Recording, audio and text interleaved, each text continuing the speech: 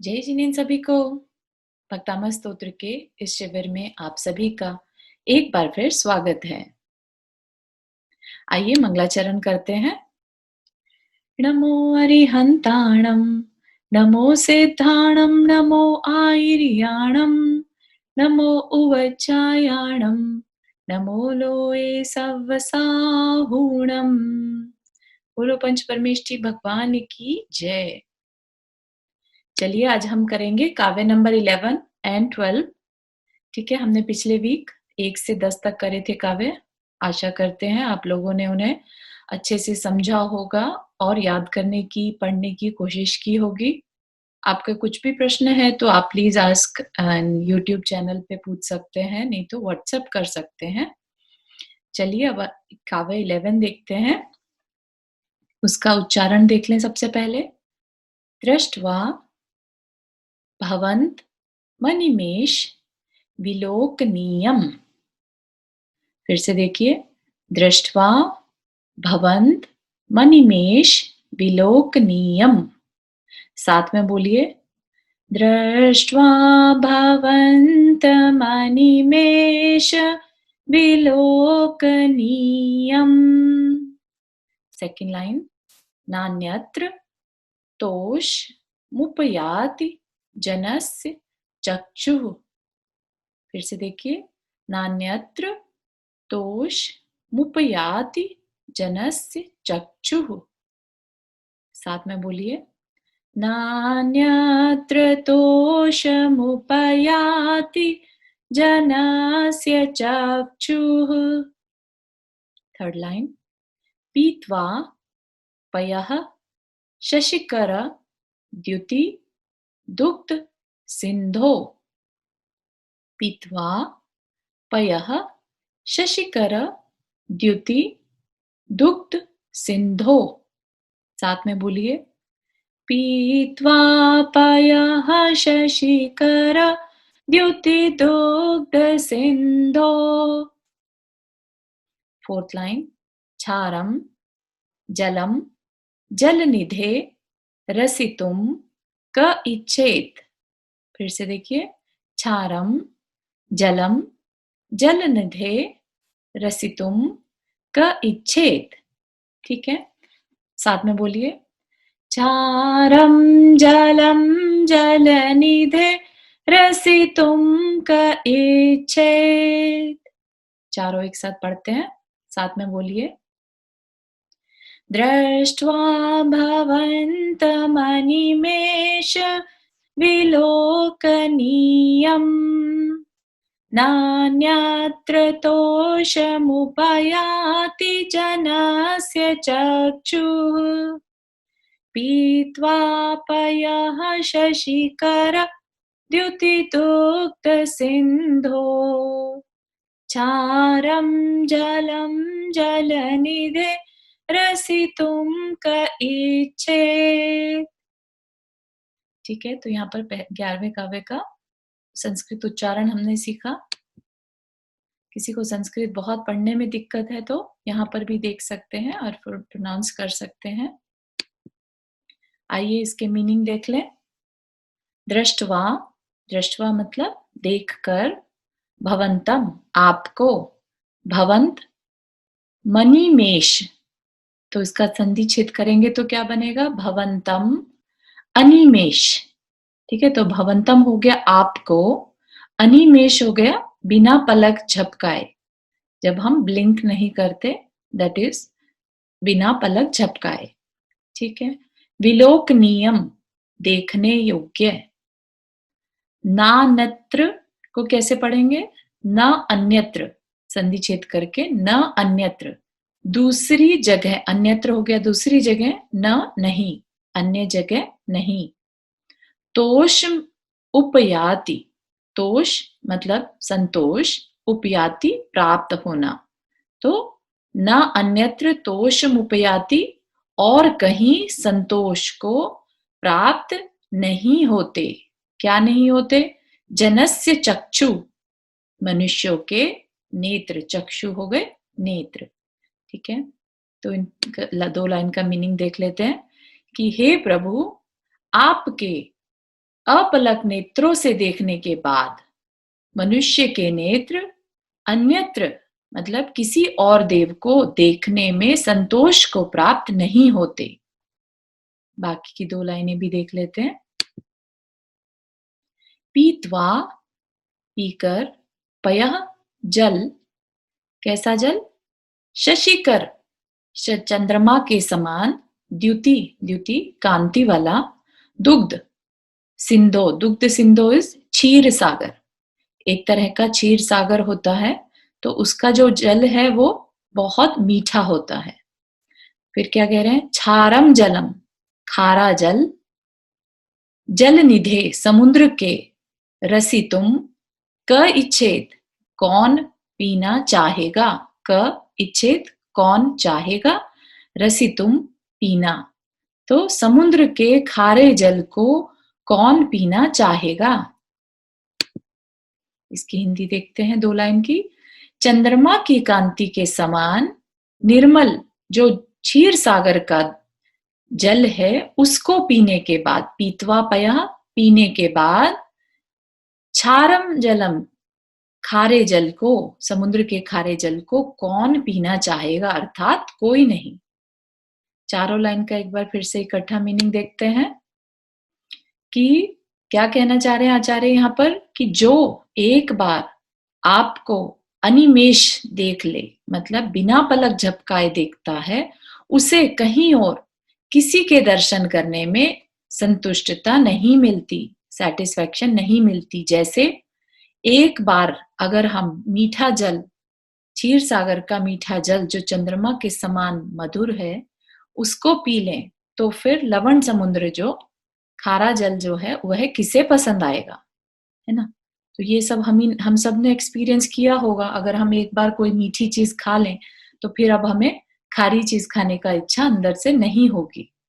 या जल के रूप में भी इसको अप्लाई कर सकते हैं, एक मीठे पानी का स्वाद और एक खारे पानी का स्वाद, ठीक है ना। तो प्यास किससे बुझती है? जो मीठा जल है, जो निर्मल जल है, उससे प्यास बुझती है अपनी, राइट। तो हम उससे सेटिस्फैक्शन पाते हैं। और यहाँ पर क्या कह रहे हैं कि ऐसे ही भावार्थ में भी देखते हैं। आपने भी नोटिस किया होगा और इस पिक्चर में भी देख सकते हैं कि एक तो है क्षीर सागर का जल और एक है खारे पानी का जल, ठीक है। दोनों में से हम कौन सा पीना चाहेंगे?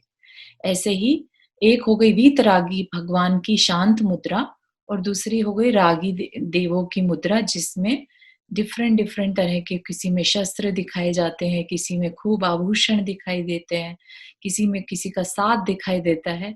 तो कोई भी अपने आप में इतना शांत नहीं दिखाई देता हमें। तो आपने नोटिस किया होगा भगवान की जो छवि है, भगवान की प्रतिमा जो है बहुत सुंदर, सौम्य, कल्याणकारी दिखाई देती है।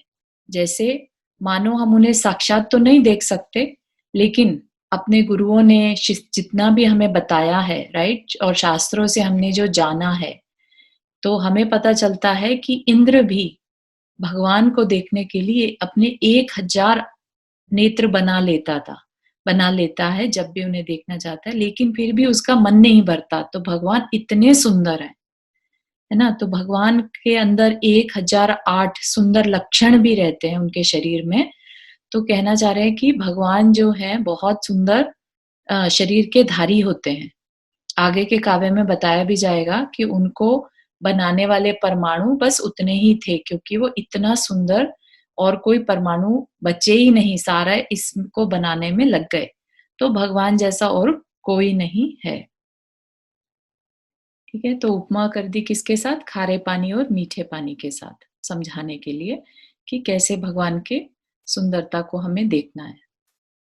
तो इसके अब हम लाभ भी जान लें। तो यह किसी भी पर्सन को या किसी भी वस्तु को अगर हम चाहते हैं और वो अपनी लाइफ में उसे लाना चाहते हैं, तो उसके लिए ये काव्य पढ़ने लायक है। आप इसको पूरे काव्य को पढ़ें 27 बार, 9 बार, 54 बार, जितना भी आपसे हो सके। इसके रिद्धि मंत्र और दीप प्रज्वलन मंत्र भी देख लें। ओम ह्रीम अर्हम दूर श्रवणत्व बुद्धि रिद्धि, दूर श्रवणत्व बुद्धि रिद्धि प्राप्तेभ्यो नमो दीप प्रज्वलनम करोमि। इसका रिद्धि मंत्र है ओम ह्रीम अर्हम नमो पत्तेय बुद्धाणम, ओम ह्रीम अर्हम नमो पत्तेय बुद्धाणम। ठीक है, तो यहाँ पर ये हमारा काव्य नंबर 11 पूरा हुआ। अब हम देखते हैं काव्य नंबर 12।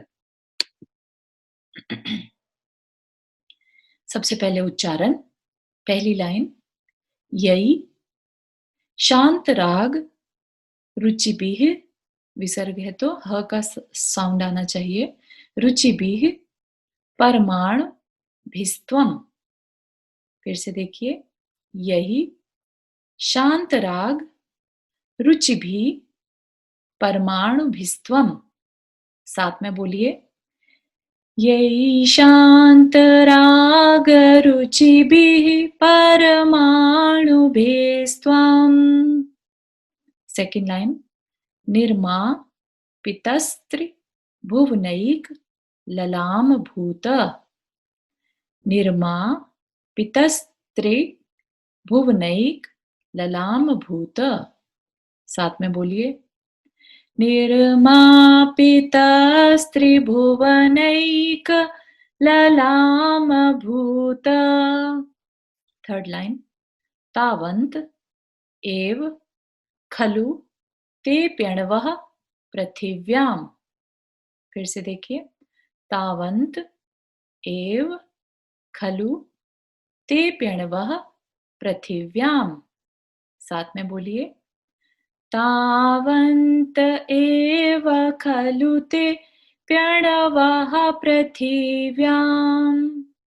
फोर्थ लाइन, यत्ते समान मपरम नहीं रूपमस्ति।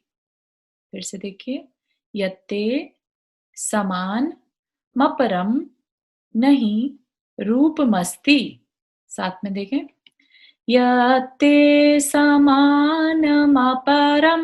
नहीं रूपमस्ति। ठीक है, पूरे काव्य को एक बार फिर से देखते हैं, साथ में बोलिए, यही शांत राग रुचिभिः परमाणुभिस्त्वम्, निर्मापितस्त्रिभुवनैक ललाम भूत, तावन्त एव खलु ते प्यणवः पृथिव्याम्, यत्ते समानमपरं नहि रूपमस्ति। ठीक है, तो ये हमारा काव्य नंबर 12 का संस्कृत उच्चारण हुआ। अगेन इसका इंग्लिश प्रोनाउंसिएशन यहाँ पर है, जिससे संस्कृत पढ़ने में तकलीफ हो वो यहाँ से पढ़ सकते हैं। काव्य नंबर 12 का पहली 2 लाइन का अर्थ जान लेते हैं। यही, यही मतलब जिन, शांत राग रुचि भी, शांत राग, शांत मतलब कि राग रहित, जिसमें शांत हो गया हो राग, राइट। तो शांत हो गया हो राग मतलब जिसमें राग नहीं हो, राग रहित हो, और रुचि भी सुंदर। ठीक है, और परमाणु भिस्त्वम, परमाणु भी त्वम, परमाणु भी त्वम। ठीक है, तो परमाणु भी मतलब परमाणुओं के द्वारा, और त्वम आप। ठीक है, निर्मापित, निर्मापित रचे गए हैं, क्या है यहाँ पर संधि छेद होगा तो त्रि अलग चला जाएगा। निर्मापित त्रिभुवनैक, त्रिभुवनैक ललाम भूत, त्रिभुवन के, तीनों लोकों के, ठीक है, तीनों लोकों के ललाम है आभूषण स्वरूप, भूत आप, तीनों लोकों के प्राणियों के आभूषण स्वरूप भगवान है। इसका हिंदी देखते हैं, क्योंकि यहाँ एक्सक्लेमेशन मार्क है तो हे त्रिभुवन के आभूषण जिनेन्द्र देव, मतलब कि तीनों लोकों के आभूषण रूप आप जिनेन्द्र देव, जिन राग रहित सुंदर परमाणुओं के द्वारा आपकी रचना हुई है ना। तो पिछली वाले काव्य में हमें बता दिया था कि भगवान कितने सुंदर हैं, उनकी प्रतिमा, उनकी छवि कितनी सुंदर और शांत है। और यहाँ पर बता रहे हैं कि वो किससे बने हैं, क्योंकि वो राग रहित सुंदर परमाणुओं से बने हैं। इसकी दूसरी 2 लाइनों का अर्थ जानते हैं। तावंत एव मतलब उतने ही थे। वे उतने ही थे, किनकी बात कर रहे हैं? परमाणुओं की, जो अभी बताया। खलु निश्चय से, ते प्यणवः वे अणु भी, पृथ्व्याम पृथ्वी पर, यत्ते समानम, म इधर आ जाएगा और फिर यहां पर क्या बचेगा? अपरम। यत्ते समानम, क्योंकि आपके समान, अपरम नहीं रूपमस्ति। अपर मतलब दूसरा, रूप, रूप मतलब स्वरूप, अस्ति है, नहीं, नहीं है। ठीक है, इसका मीनिंग देख लेते हैं। निश्चय से इस पृथ्वी पर वे अणु भी उतने ही थे, इसलिए आपके समान सुंदर रूप और किसी का नहीं है। मतलब भगवान का कंपैरिजन किसी के साथ नहीं किया जा सकता, उनकी सुंदरता का वर्णन। ठीक है, तो इसीलिए उन्हें आभूषण स्वरूप कहा है। चलिए चारों लाइन का एक साथ देखते हैं। हे त्रिभुवन के आभूषण जिनेन्द्र देव, जिन राग रहित सुंदर परमाणुओं के द्वारा आपकी रचना हुई, निश्चय से इस पृथ्वी पर वे अणु उतने ही थे, इसलिए आपके समान सुंदर रूप किसी का नहीं है।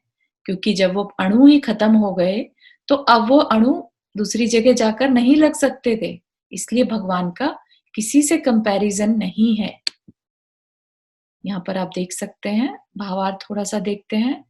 आचार्य क्या कहना चाह रहे हैं कि जिनके द्वारा, ऐसे परमाणुओं के द्वारा जिनसे भगवान का शरीर बना है, कैसे थे वे? राग रहित। राग रहित मतलब कि उनको देखकर, भले ही वो इतने सुंदर हैं तो भी राग का उत्पन्न नहीं होना, राग का अंदर में उदय नहीं होना उनकी सुंदरता को देखकर भी। तो क्योंकि उनमें वैसी क्षमता ही नहीं थी, वैसे वो परमाणु ही नहीं थे जिनको देखकर राग हो। जैसे होता है ना कि किसी आकर्षित पुरुष या स्त्री को देखकर जो आकर्षण होता है, क्योंकि उसमें अभी वो परमाणुओं में वो कमी है, वो क्षमता है आकर्षित करने की। लेकिन भगवान में क्या है? वे राग को उत्पन्न नहीं करते, वीतरागी कहलाता है ना, इसीलिए वो खुद भी वीतरागी हैं और उनको देखकर अंदर में खराब भाव भी नहीं होते। और कैसे हैं वो? सुंदर, सुंदर शांत परमाणुओं से भगवान का शरीर बना है और उनके जैसे अब कोई नहीं बन सकता, क्योंकि जितने भी परमाणु थे उनकी उस क्वालिटी के, वो सारे तो भगवान का शरीर बनाने में यूज हो गए, खत्म हो गए। और फिर अब हम जितनी बार भी इस काव्य को पढ़ेंगे तो अपने अंदर से, अंदर में स्वरूप नामकरण जो है वो बंधता रहेगा। ठीक है ना, कई लोग कहते हैं ना, हम बहुत, कुछ लोग बहुत सुंदर क्यों होते हैं? क्योंकि कभी उन्होंने भगवान के उस सुंदर रूप की अर्चना की होगी, उनकी तारीफ की होगी, गुणों का अनुवाद किया होगा भगवान के उस रूप का, इसलिए उनको स्वरूप नामकरण का बंध होता है। ठीक है, तो अपने को भी अगर अपना अच्छा करना है या कभी ऐसा मन करे कि हमें भी स्वरूप नामकरण का बंध हो, तो अपने को भगवान के सुंदर रूप की प्रशंसा करनी चाहिए। इसका लाभ देख लेते हैं। यह है हस्ती मद निवारक, मतलब कि एक पागल हाथी जो होता है उसके मद को दूर करने के लिए इस काव्य को पढ़ के हम लाभ उठा सकते हैं। इसका दीप प्रज्वलन मंत्र और रिद्धि मंत्र भी देखते हैं।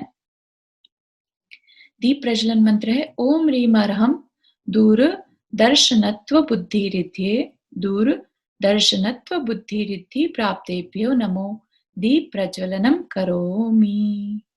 रिद्धि मंत्र है ओम ह्रीम अरहम नमो बोह्य बुद्धाणम, ओम ह्रीम अरहम नमो बोह्य बुद्धाणम। ठीक है, तो यहाँ पर इसके लाभ भी हो गए और इसका हमने भाव भी जाना। तो जितना हो सके भक्तिपूर्ण भाव के समेत इसका आप स्वाध्याय करें, चिंतन करें और अकेले में बैठ के मनन करें कि कैसे हमारे सुंदर भगवान हैं, वीतरागी भगवान होते हुए भी कितनी शांति वो हम सबको देते हैं। ठीक है, जिनवानी स्तुति के लिए तैयार हो जाएं। जावाणी के ज्ञान से सूझे लोकालोक, सो वाणी मस्तक धरो सदा देत हो दोक, हे जिनवाणी भारती तो ही जपो दिन रैन, जो तेरा शरणागहे सो पावे सुख चैन। सभी को जय जिनेन्द्र। अगली क्लास में काव्य नंबर 13 और 14 के साथ फिर से मिलेंगे। तब तक के लिए सभी को जय जिनेन्द्र।